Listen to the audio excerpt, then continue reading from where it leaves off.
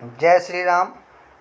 आज हम NEET 2020 physics part का कोड नंबर F6 है, क्वेश्चन नंबर 158 को सीखने जा रहे हैं। 158 है, two bodies of mass 4 kg and 6 kg are tied to the ends of a massless string. The string passes over the pulley which is frictionless. The acceleration of the system in terms of acceleration due to the gravity, acceleration find करना है उसका। तो इसके लिए हम 158 का problem है, इसको हम सॉल्व करेंगे, देखेंगे। तो देखिए,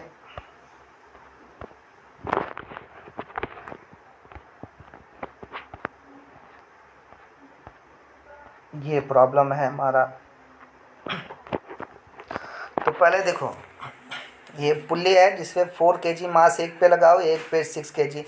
तो 4 kg पे वेट जो लगेगा, फोर्स लगेगा 4g वर्टिकली डाउनवर्ड्स, और 6 kg पे 6g फोर्स लगेगा वर्टिकली डाउनवर्ड। अब देखिए 4g से mass of 6 kilogram is greater than 4 kilogram. इसलिए क्या होगा कि ये 6 kg का मास नीचे की तरफ आएगा और 4 kg का ऊपर की तरफ जाएगा, ऊपर की तरफ चढ़ेगा। मतलब कि 6 kg comes down and 4 kg goes up, ऊपर की तरफ जाएगा। तो उसी लिए इसका एक्सीलेशन निकालना है। तो देखिए, इस पे दोनों पे जो है टेंशन हमने T1 T2 सपोज कर लिया हूँ, और ये एक्सीलेशन A 6 kg नीचे की तरफ लग रहा है और 4 kg पे A एक्सीलेशन ऊपर, क्योंकि दोनों का एक्सीलेशन सेम होगा, क्योंकि स्ट्रेंथ उसका एक ही कांस्टेंट है। तो late 6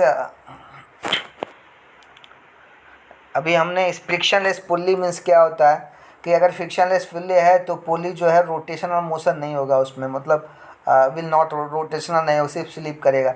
if there is no friction between the string and the pulley, the tension would have to be equal all along the string of the length.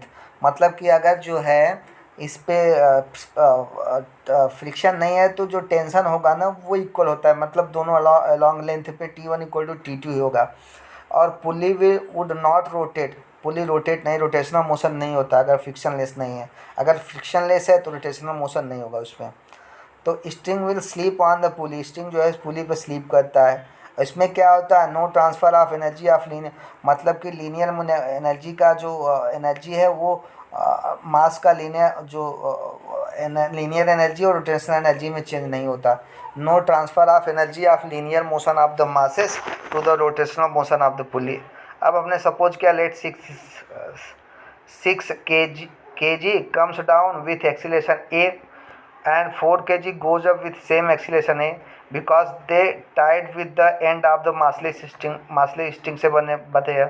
तो equation of the motion for 4 kg के लिए क्या होगा, देखो upward की तरफ जा रहा है तो सारे फोर्स, टेकिंग द फोर्स का कंपोनेंट अपवर्ड की तरफ लेना है। तो ये क्या होगा, T1 ऊपर की तरफ है तो T1 minus 4g equal to क्या होगा, फोर्स होगा। फोर्स की वैल्यू क्या होता है, mass into acceleration. Mass of the mass क्या है 4 kg, एक्सीलरेशन ये है। तो इक्वेशन नंबर 1 बना।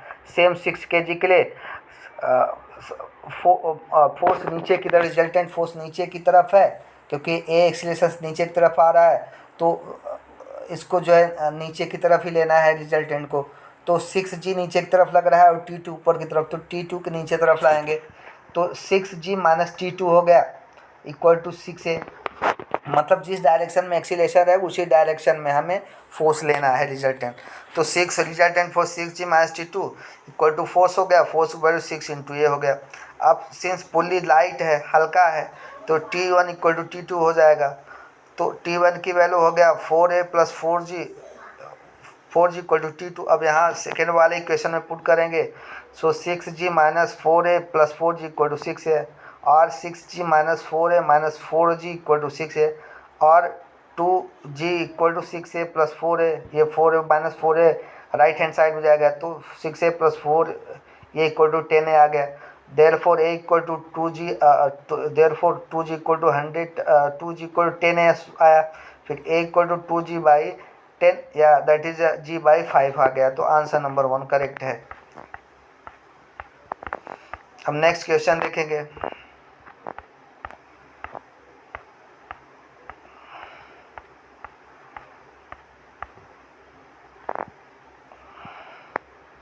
वन 59 है।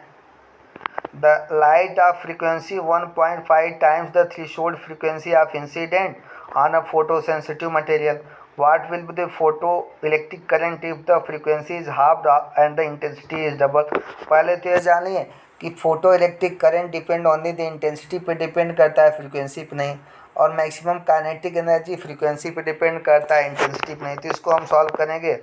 और अगर थ्रेशोल्ड फ्रीक्वेंसी से कम फ्रीक्वेंसी का लाइट वेव इंसिडेंट हुआ तो फोटो इलेक्ट्रिक एमिशन नहीं होता, करंट जीरो हो जाता है। तो इसका आंसर है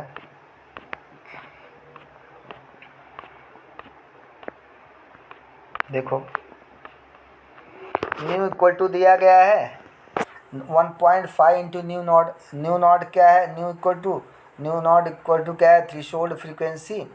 तो h nu equal to h nu naught plus E K होता है। ई के काइनेटिक एनर्जी है। डब्लू क्या होता है? वर्क फंक्शन होता है जिसकी वैल्यू होती है एच न्यू नॉट।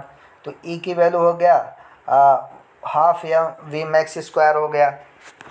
अब यहाँ पे photo electric current depend upon density of light होता है। It is independent of frequency. Frequency पे डिपेंड नहीं करता। अब देखिए maximum kinetic energy of photo electron depend on the frequency. When the energy of incident photon is less than wave work function there is no photo electric emission. तो photo electric emission नहीं होता। Work function क्या है? H into nu naught. तो when frequency is halved हो जाता है, मतलब न्यू अपॉन 2 हो जाता है। तो न्यू अपॉन 2 हो गया तो एनर्जी ऑफ इंसिडेंट लाइट का इक्वल टू एच न्यू। तो एच न्यू अपॉन 2, न्यू की वैल्यू था 1.5 न्यू नॉट, तो H into 1.5 new not by 2 तो हो गया 0.7 एच न्यू नॉट। अब देखिए जो 0.7 एच न्यू नॉट से कम होता है तो और इसी से एनर्जी क्या हो? Energy of incident light less than H nu not, मतलब वर्क फंक्शन से कम है। तो क्या होगा? इलेक्ट्रॉन का एमिशन नहीं होगा। So there is no photo electric emission, hence photo current is zero. Photo current is zero, इसलिए इसका फोटो करंट जीरो हो गया। अब नेक्स्ट प्रॉब्लम देखते हैं।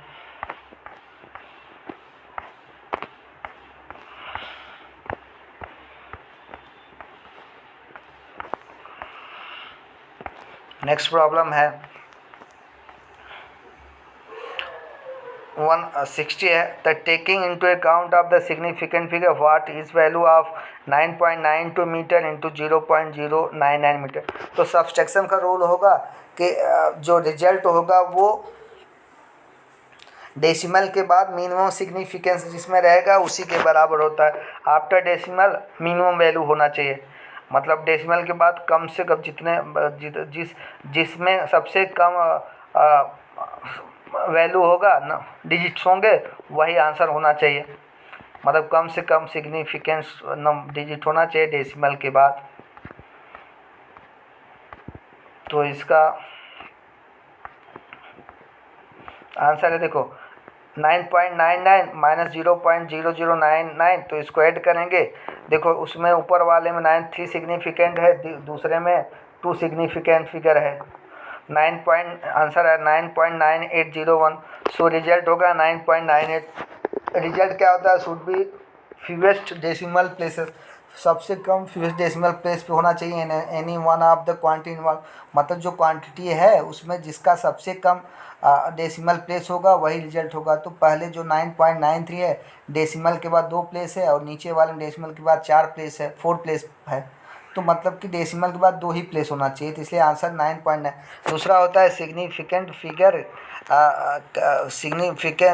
Figures to the right of the decimal के राइट में then the least number significant figures in any numbers in the problem. मतलब significant figures to the right of the decimal point के right में जितने significant होता है वही होना चाहिए decimal, then least number significant figure, तो सबसे कम होना चाहिए।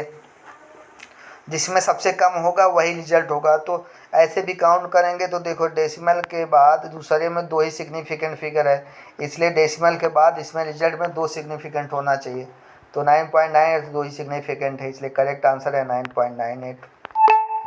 अब नेक्स्ट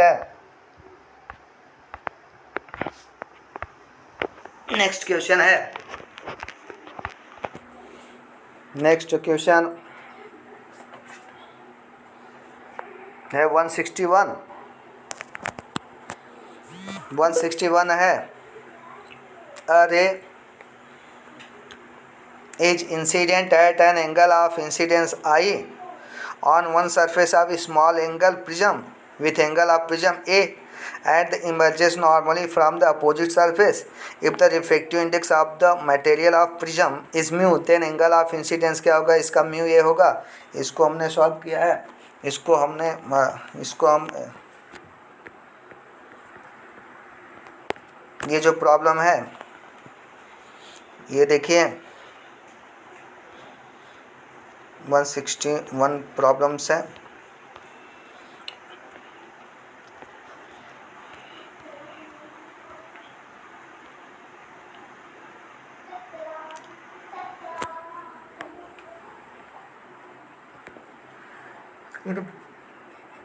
प्रिज्म होता है I plus E equal to delta plus A.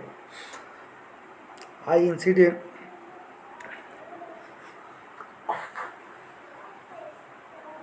Incident angle है, ई इमर्जेंट एंगल है, डेल्टा है deviation between angle, incident angle है, इमर्जेंट एंगल है, ए एंगल ऑफ प्रिज्म है। Refractive index of prism mu equal to sine of A plus del by 2 divide by sine A by 2। Since E की value 0 है तो emergent ray emerges normally from the opposite surface है, तो A की value 0 हो जाएगा। तो i plus 0 equal to delta plus A, i equal to delta plus A. So mu equal to sine i by 2 upon sine A by 2। As i and A as very small है तो sine i by 2 equal to sine i by 2, sine A by 2 equal to sine A by 2। तो mu की value I by 2 upon A by 2, i upon A और i equal to mu है, तो answer 1 हुआ। तो इसका answer 1 हो गया 161 का। तो 161 का आंसर हुआ ऑप्शन नंबर 1 करेक्ट है। Thank you to join us.